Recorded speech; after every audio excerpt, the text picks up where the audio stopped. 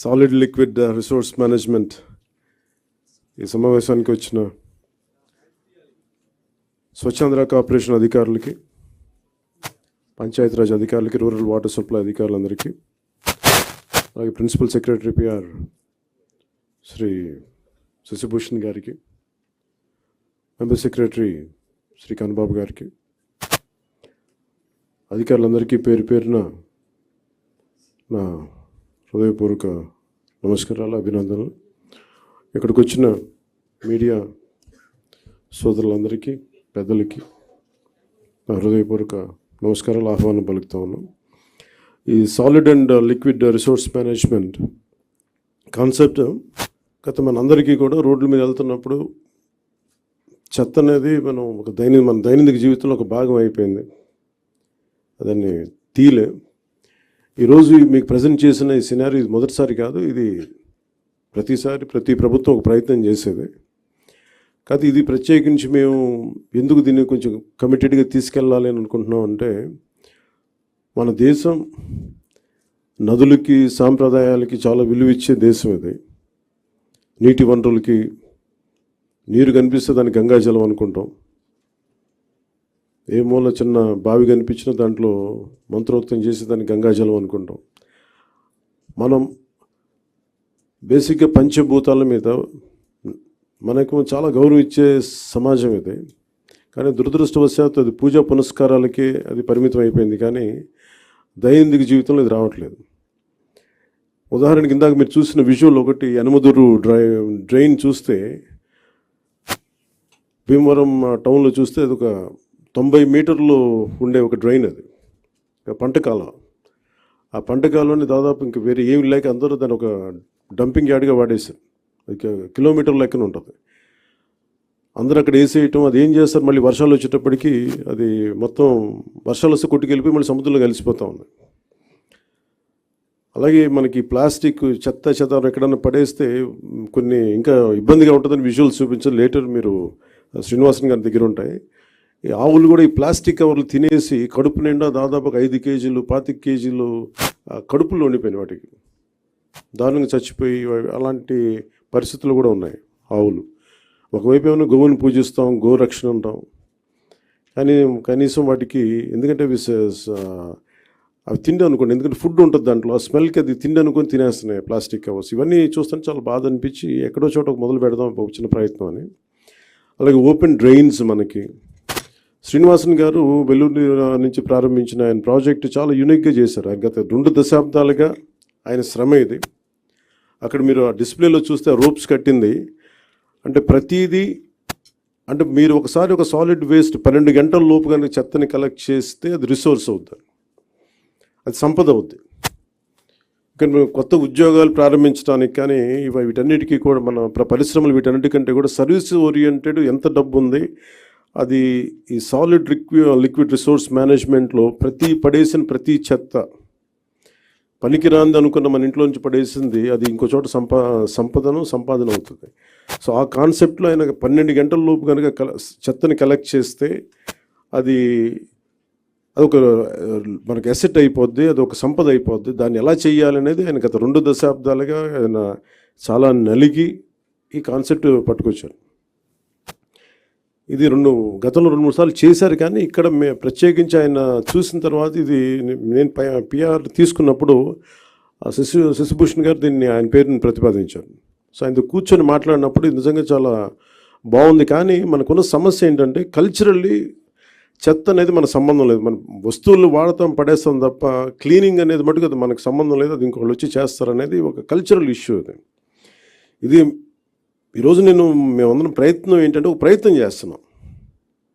ఎంతవరకు సఫలీకృతం అవుతాం ఇవన్నీ అనేది మేము ముందుగా దీన్ని పిఠాపురంలో ప్రారంభిద్దాం దీన్ని, ఎందుకంటే అది నా కంట్రోల్లో కంప్లీట్గా ఉంటుంది కాబట్టి ముందు ఆ ప్రయత్నం చేద్దాం. అక్కడ దాదాపు 54 పంచాయతీలు ఉన్నాయి, అక్కడ 2 మున్సిపాలిటీలు ఉన్నాయి, కొలప్రోలును పిఠాపురం. సో ఇక్కడ ప్రారంభిద్దాం ముందు.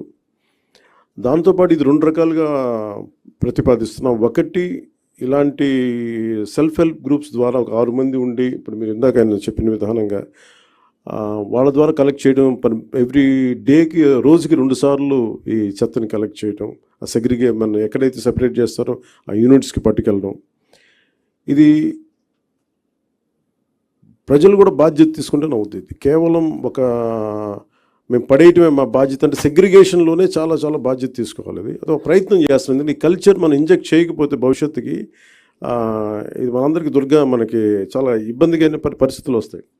ముఖ్యంగా మీరు ఎక్కడ చూసినా సరే any water body, any canal కనిపిస్తే మొత్తం డంపింగ్ యార్డ్లా అయిపోయింది. ఒక చిన్న పంట కాలువలు, స్వచ్ఛంగా పారాల్సిన పంట కాలువల్లో ఈ చెత్త చెదారం వేసేసేటప్పటికి ఇది నాకు అన్ని చోట్ల కనిపిస్తూ ఉంది. దీన్ని పిఠాపురంలో నాకు దాన్ని తీసుకెళ్ళాలి, పైలట్ ప్రాజెక్ట్గా చేద్దాం దీన్ని. అలాగే ఇండివిజువల్స్ కూడా దీన్ని చేయొచ్చు, ఇంక్లూడింగ్ ఒక అపార్ట్మెంట్లో సముదాయం కావచ్చు, ఇండివిజువల్ హౌస్ కావచ్చు, వాళ్ళకు కూడా దీన్ని గ్రూప్గానే కాకుండా ఒక 250 ఇళ్ళకే కాకుండా వ్యక్తులుగా కూడా ఒక కుటుంబం చేయాలనుకుంటే ఏం చేయొచ్చు, అలాంటి ప్రతిపాదనలు కూడా శ్రీనివాసన్ గారి దగ్గర ఉన్నారు. వీటికి ముందస్తుగా మేము చేయదలుచుకుంది ఏంటంటే ఒక మాస్టర్ ట్రైనర్స్ని తయారు చేద్దాం. ఒక 50 మంది నుంచి 70 మంది మాస్టర్ ట్రైనర్స్ని తయారు చేసి ఈ కాన్సెప్ట్ని ఎక్కువ మందికి అర్థమయ్యేలా చెప్పి దీన్ని ముందుకు తీసుకెళ్ళాలి. దాంట్లో భాగంగా మిమ్మల్ని అందరినీ ఇక్కడ పిలవడం జరిగింది.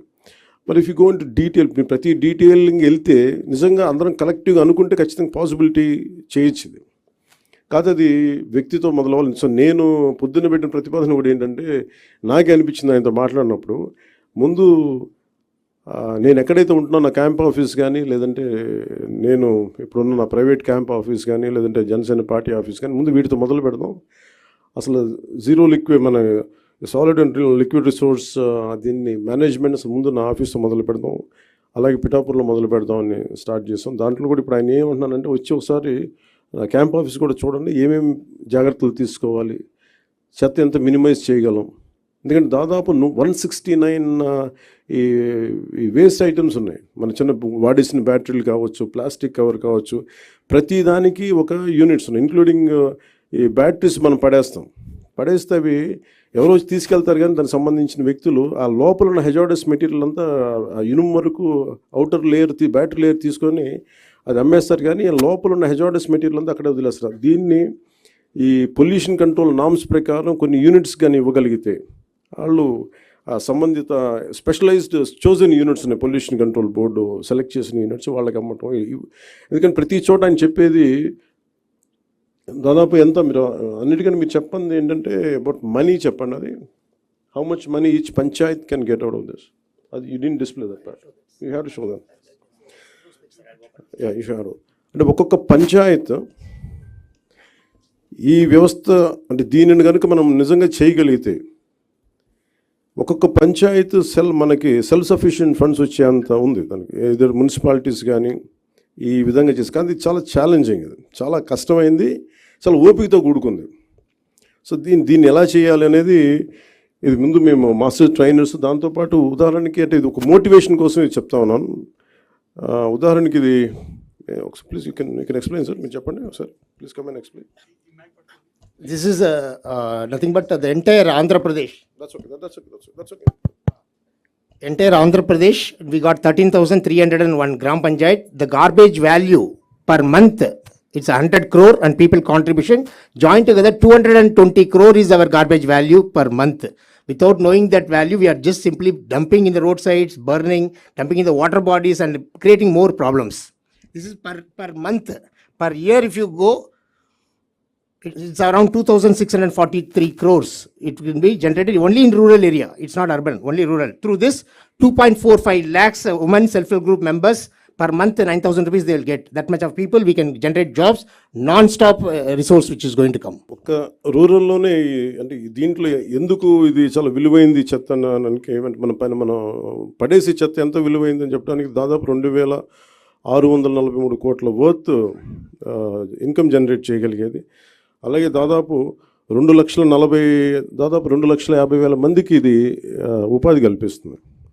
సో దీన్ని చేయడం అంటే ఒక కల్చరల్ చేంజ్ పట్టుకోవాలి. దీనికి ఒక ఆ ప్రయత్నం మేము చేస్తున్నాం. ఆ ప్రయత్నంలో మేము సక్సెస్ సాధించాలని కోరుకుంటున్నాం. అలాగే మీ సలహాలు, మీ సూచనలు ఏదైనా ఉంటే who want to be a part of this మనకి స్వచ్ఛాంధ్ర కార్పొరేషన్ ద్వారా దీన్ని ముందుకు తీసుకెళ్తాం. అలాగే పిఆర్ పంచాయతీరాజ్ డిపార్ట్మెంట్ కూడా దీంట్లో యాక్టివ్గా ఉంటుంది.